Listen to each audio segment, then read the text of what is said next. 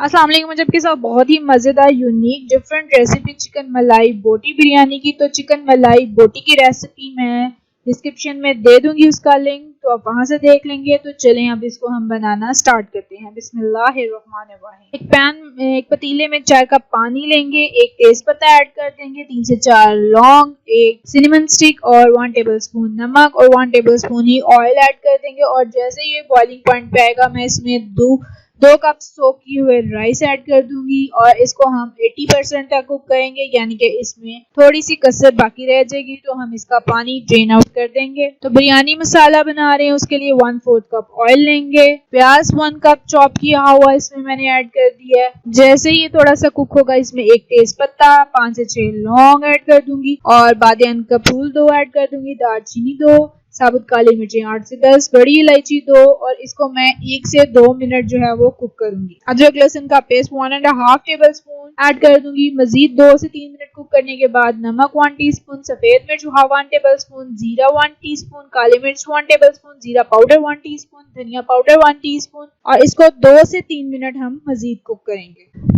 Half cup इसमें मैं पानी शामिल करूंगी। 10 मिनट के लिए हम इसको लिड से कवर करके रख देंगे।